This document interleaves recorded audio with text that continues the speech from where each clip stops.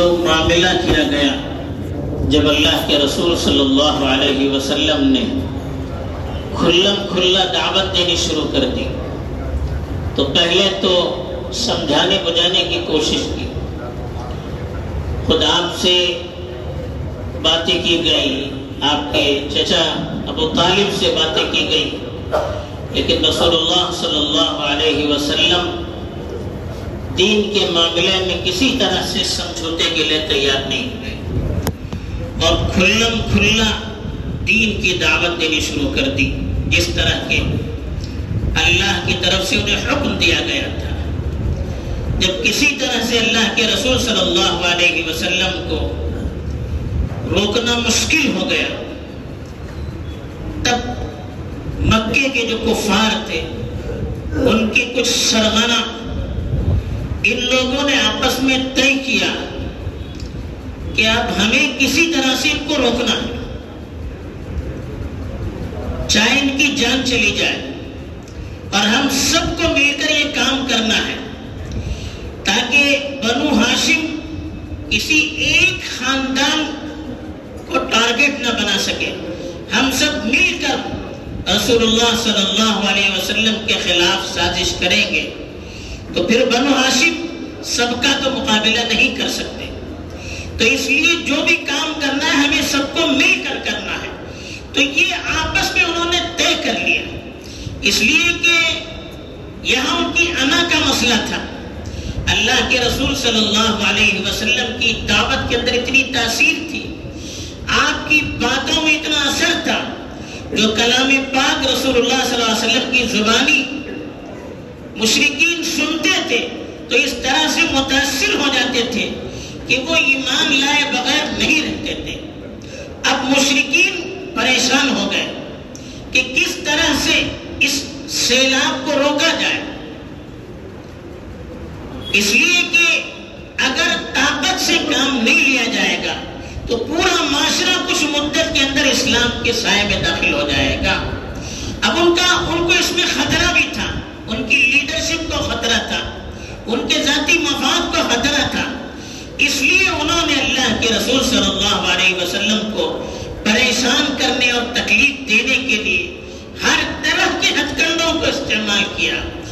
جسمانی طور پر بھی اللہ کے رسول صلی اللہ علیہ وسلم کو تکلیف دینے میں کوئی دقیقہ نہیں چھوڑا، روحانی اعتبار سے، مادی اعتبار سے، معنوی اعتبار سے، ہر پہلو سے انہوں نے اللہ کے رسول صلی اللہ علیہ وسلم کو تکلیف دینا شروع کر دیا۔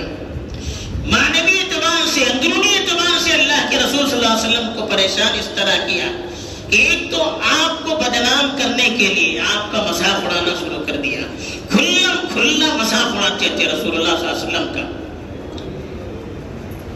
اور اللہ کے رسول صلی اللہ علیہ وسلم پر بیجا الزامات لگاتے تھے۔ کوئی آپ کو پاگل کہتا، سرے عام پاگل کہتا، کوئی آپ کو بیوقوف کہتا، کوئی آپ کو جادوگر کہتا، کوئی آپ کو شاعر کہتا، کوئی آپ کو کاہن کہتا، طرح طرح کے القابات سے آپ کو نوازا جاتا تھا تاکہ اس طرح کی پروپیگنڈوں کو سن سن کر آپ اندر سے ٹوٹ جائیں، آپ کی ہمت ٹوٹ جائے۔ دوسری طرف رسول اللہ صلی اللہ علیہ وسلم کو جھوٹا قرار دیتے تھے، جو کتاب کلام مجید اللہ کے رسول اپنی زبان سے سناتے تھے، اللہ کی آیتوں کو جو وحی کے ذریعے سے نازل ہوتی تھی، وہ آیات جب سناتے تھے وہ کہتے تھے کہ ان ھذا الا افک افترا، یہ تو جھوٹا پروپیگنڈا ہے، یہ تو اس نے جھوٹ موٹ تیار کیا ہے، اور کہتے ہیں کہ اللہ کی طرف سے نازل ہوا ہے، اللہ کی طرف سے نازل ہوا نہیں ہے، انہوں نے خود تیار کیا ہے۔ کبھی کہتے ہیں کہ وَلَقَدْ نَعْلَمُ إِنَّهُمْ يَقُولُونَ إِنَّمَا يُعَلِّمُهُ بَشَرٌ، وہ کہتے ہیں کبھی کہ یہ تو کسی آدمی سے سیکھتا ہے، مکے میں تو غلام تھے عجمی، اللہ کے رسول ایک دو مرتبہ ان کے پاس سے گزرتے تھے، ان سے گفتگو کی تھی، اب وہ کہنے لگے کہ یہ جو عجمی غلام ہیں یہ لوگ رسول اللہ کو سکھاتے ہیں، اور رسول اللہ صلی اللہ علیہ وسلم اللہ کی طرف سے کہہ کر اس کو سناتے ہیں۔ اللہ نے خود اس کا جواب دیا کہ لسان الذی یلحدون الیہ اعجمی وہذا لسان عربی مبین، جس کی طرف نسبت کر رہے ہیں وہ تو عجمی ہے، غیر عربی ہے، ان کو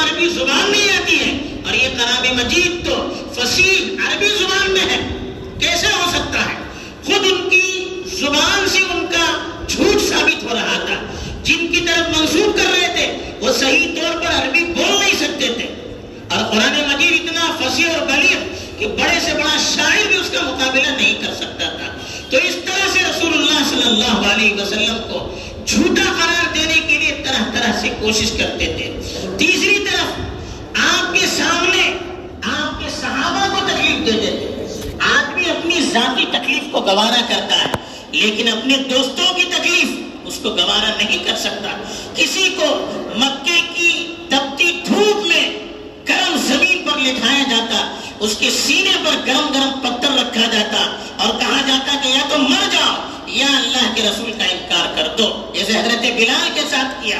کسی کو کمرے میں بند کیا جاتا، کسی کو مارا جاتا، طرح طرح سے آپ کے ساتھیوں کو آپ کے سامنے تکلیفیں دی جاتی، اس سے آپ اندر اندر گھڑتے تھے۔ چوتھی طرف اللہ کے رسول صلی اللہ علیہ وسلم کی بیٹیوں کو طلاق دلوایا گیا۔ ابو لہب کی 2 بیٹے رسول اللہ صلی اللہ علیہ وسلم کی 2 بیٹیوں سے منسوب تھے، حضرت رقیہ اور حضرت ام کلثوم۔ ان دونوں کی نسبت ابو لہب جو آپ کے چچا تھے ان کے بیٹوں سے طے ہو چکی تھی، لیکن جب رسول اللہ صلی اللہ علیہ وسلم نے کھلم کھلا دعوت کا اعلان کیا اور قریش کے سمجھانے پر بھی آپ خاموش نہیں رہے، تو رسول اللہ صلی اللہ علیہ وسلم کی دشمنی میں آپ کو اندر سے توڑنے کے لیے، آپ کو مایوس کرنے کے لیے ابو لہب نے زبردستی اپنے بیٹوں سے کہا کہ ان کو طلاق دے دیں۔ تو یہ باپ کے لیے اپنے بیٹیوں کا جو ان کا جو رشتہ رہتا ہے وہ اس کے لیے بہت بڑا سہارا ہوتا ہے، اس سے بھی آدمی ٹوٹ جاتا ہے۔ اس طرح سے بھی اللہ کے رسول کو تکلیف دینے کی کوشش کی گئی۔ 5ویں طرف اللہ کے رسول صلی اللہ علیہ وسلم سے بیجا سوالات کرتے تھے، ادھر کے سوالات، روح کیا ہے، یہ کیا ہے، وہ کیا ہے، بیجا سوالات کرتے تھے اور کہتے تھے کہ اس کا جواب اللہ سے لائیے۔ اسی طرح اللہ کے رسول صلی اللہ علیہ وسلم سے معجزے مانگتے تھے، یہ معجزہ لا، وہ معجزہ لا۔ اس طرح سے اللہ کے رسول صلی اللہ علیہ وسلم کو ہر طرح سے پریشان کرنے کی کوشش کرتے تھے۔ یہ تو اندرونی اعتبار سے ہوا۔ دوسری طرف جسمانی طور پر بھی اللہ کے رسول کو تکلیف دینے میں انہوں نے کوئی کسی طرح کا وسیلہ نہیں چھوڑا، ہر طرح کے اسباب اختیار کیا، یہاں تک کہ اللہ کے رسول صلی اللہ علیہ وسلم کو قتل کرنے کی بھی انہوں نے سازشیں کی۔ گالیاں گندی گندی دیتے تھے، جب اللہ کے رسول راستے سے گزرتے تھے منہ پر گالیاں دیتے تھے۔ بلکہ ابو لہب کی جو بیوی تھی وہ اللہ کے رسول جب راستے میں جاتے تھے آپ کے راستے پر کانٹے ڈالتے تھی، کوڑے ڈالتے تھی، گندگی ڈالتی تھی۔ اللہ کے رسول کا گھر اور ابو لہب کا گھر ملا ہوا تھا، تو اللہ کے رسول کو وہ دانے دیتا رہتا تھا، جو مہمان آتے ان کو برا بھلا کہتا تھا، اور اللہ کے رسول کے گھر کے سامنے بھی ابو لہب کی بیوی لا کر کانٹے ڈالتی تھی، گندگیاں ڈالتی تھی، اس طرح سے پریشان کرتے تھے۔ ایک مرتبہ رسول اللہ صلی اللہ علیہ وسلم نماز پڑھ رہے تھے تو اللہ کے رسول کے بدن پر لا کر اس کا گندگی رکھی گئی، اللہ کے رسول کے پیٹھ پر گندگی رکھی گئی، اللہ کے رسول اٹھ نہ پائے تو حضرت فاطمہ نے آ کر اس کو اٹھایا۔ اسی طرح سے ایک مرتبہ رسول اللہ صلی اللہ علیہ وسلم نماز پڑھ رہے تھے تو آپ کی گردن میں چادر ڈال کر اس طرح سے گھسیٹا گیا کہ آپ کی آنکھیں باہر آنے لگی، یعنی جان سے مارنے کی پوری کوشش کی گئی۔ اگر حضرت ابو بکر درمیان میں آ کر روکتے نہیں تھے تو اللہ کے رسول کی جان کا خطرہ تھا۔ تو الگ الگ طرح سے اللہ کے رسول صلی اللہ علیہ وسلم کو مارنے کی بلکہ جان تک سے مارنے کی کوششیں کی گئی۔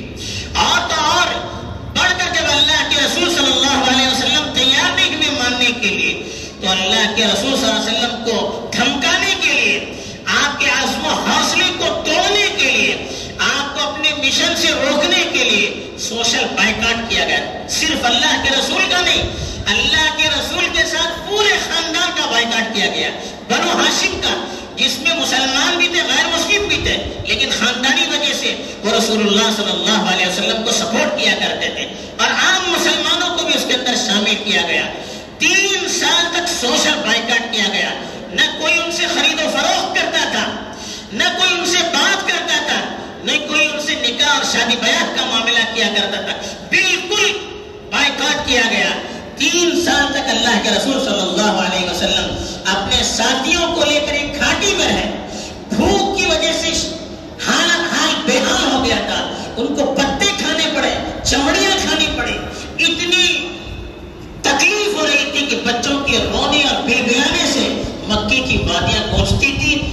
اتنے شدید تھے کہ کسی کے دل میں رحم نہیں آتا تھا.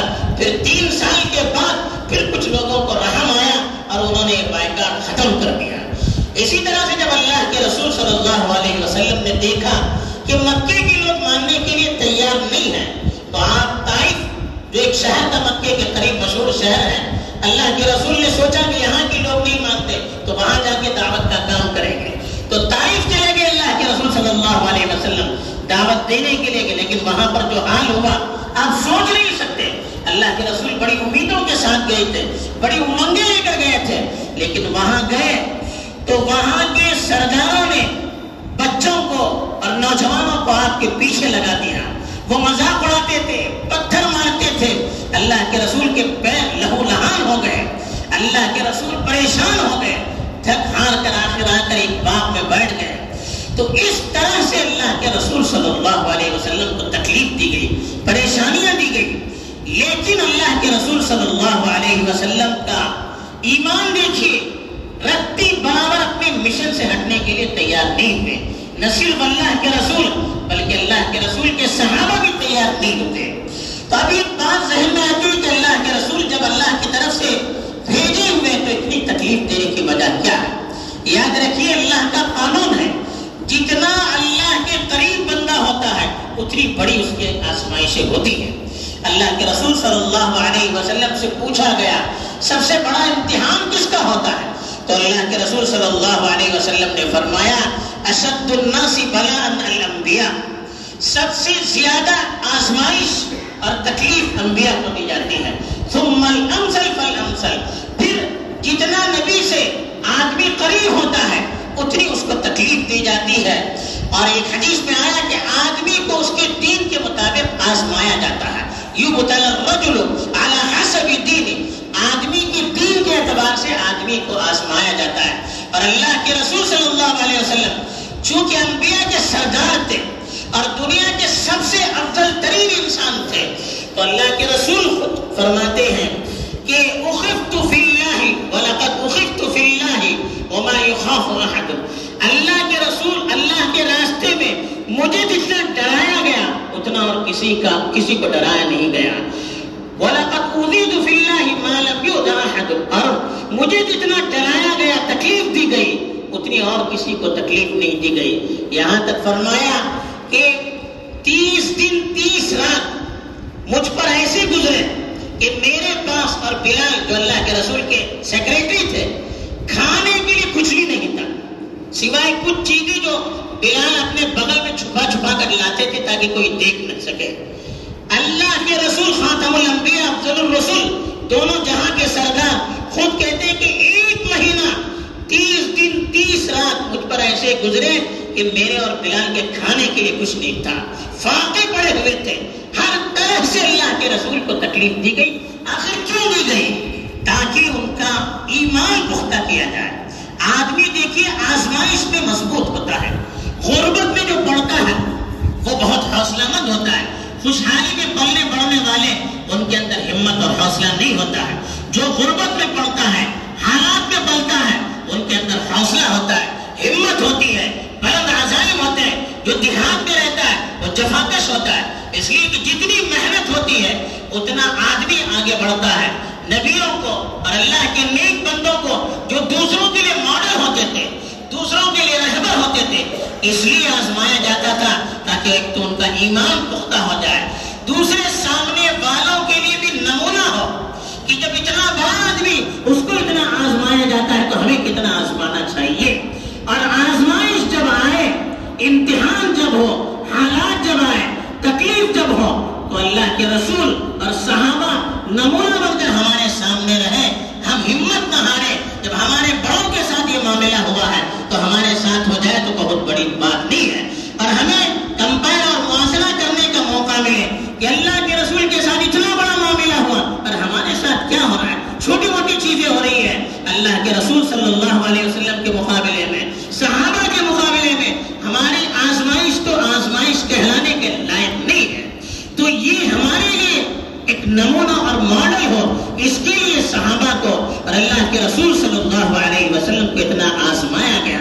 اور آخری چیز, یہ جو آزمائش کا دور تھا اللہ کے رسول صلی اللہ علیہ وسلم خود تو کھلم کھلا دعوت دیتے تھے، لیکن اپنے صحابہ کو اللہ کے رسول صلی اللہ علیہ وسلم نے حکم دیا ان پر رحم کرتے ہوئے کہ وہ اپنے ایمان کو چھپائیں، عبادت چھپ چھپ کر کریں، طاقت کا بدلہ طاقت سے نہ دیں، ظلم کا بدلہ ظلم سے نہ دیں، بلکہ صبر کریں، برداشت کریں، لیکن اپنے دین پر جمے رہیں۔ یہ ہے ہمارے لیے پیغام۔ ایسے حالات میں جو آج کل کے حالات، ہم سبق لے سکتے ہیں کہ ہمیں ظلم کا بدلہ ظلم سے لینے کی ضرورت نہیں ہے، گالی کا بدلہ گالی سے دینے کی ضرورت نہیں ہے، طاقت کا بدلہ جواب طاقت سے دینے کی ضرورت نہیں ہے۔ اللہ کے رسول نے خود اپنے صحابہ سے کہا ایسے موقع پر آپ ڈٹے رہیں، چھپ کر دین پر جمے رہیں، دین سے ہٹنا نہیں ہے، دین کے سلسلے میں کمپرومائز کرنا نہیں ہے، لیکن اپنا کام اس طرح سے کیجئے کہ کسی کو تکلیف نہ ہو، اور اپنے اللہ سے لو لگائیے۔ حالات اس لیے آتے ہیں کہ بندہ اللہ کی طرف متوجہ ہو جائے، اللہ سے ان کا تعلق اور رشتہ مضبوط ہو جائے، اللہ سے گڑ گڑائے، اللہ پر اس کا یقین بڑھ جائے، اللہ پر بھروسہ بڑھ جائے، اللہ پر توکل بڑھ جائے، اللہ سے تعلق مضبوط ہو جائے۔ اس کے لیے بھی اللہ تعالیٰ حالات لاتے ہیں۔ ایسے موقع پر صحابہ بھی یہی کیا، اپنے اللہ سے لو لگائے رکھا انہوں نے۔ اللہ کی طرف سے بھی کہا گیا کہ اصبر علی ما یقولون، کہ وہ جو کہتے ہیں اس پر آپ صبر کیجئے، اس کا جواب دل برداشتہ ہو کر مت دیجئے، جذبات میں آ کر کوئی ایسا کام نہ کیجئے کہ آپ کو تکلیف ہو جائے۔ اللہ کے رسول نے جو روکا تھا اس کی حکمت علماء نے لکھی ہے، سیرت نگاروں نے لکھی ہے کہ مسلمان تھوڑے سے، ان کے پاس طاقت اور وسائل نہیں تھے، اگر وہ طاقت کا مقابلہ طاقت سے کرتے تو ان کا صفایا ہو جاتا، اور کفار یہی چاہتے تھے کہ مسلمان جذبات میں آئے، کھلا مخالفت پر آئے تو ہم ان کا مقابلہ کریں اور ان کا کام تمام کر دیں۔ اللہ تعالیٰ کی یہ حکمت نہیں تھی، اللہ کے رسول کی یہ منشا نہیں تھی۔ اللہ کے رسول چاہتے تھے کہ مسلمان رہیں، اندرونی طور پر، ایمانی طور پر، روحانی طور پر، اخلاقی طور پر اپنے آپ کو تیار کریں، تاکہ جب دعوت میں مضبوط ہو جائیں پھر اللہ کی دعوت کھلا دے سکے۔ تو یہی آج کے حالات میں بھی ہمارے لیے پیغام ہے۔ وہ چاہتے یہی ہے کہ ہم جذبات میں آئیں، ہم کھلا میدان میں اتریں، ہم بھی طاقت کا مظاہرہ کریں، تاکہ وہ اپنے وسائل اور زور سے ہمیں دبائیں، کچلائیں۔ ہمارا ایمان کیا ہے؟ 90% سے زیادہ مسلمان وہ ہیں جن کا ایمان کہلانے کے لائق نہیں ہے، جو آزمائش کا تصور کرنے سے پہلے ایمان کو چھوڑنے کے لیے تیار ہیں۔ اگر ایسے میں حالات کو ہم زبردستی لائیں گے کیا ہو جائے گا؟ 90% سے زیادہ لوگ تو اپنے ایمان کو چھوڑنے کے لیے ایسے ہی تیار ہو جائیں گے۔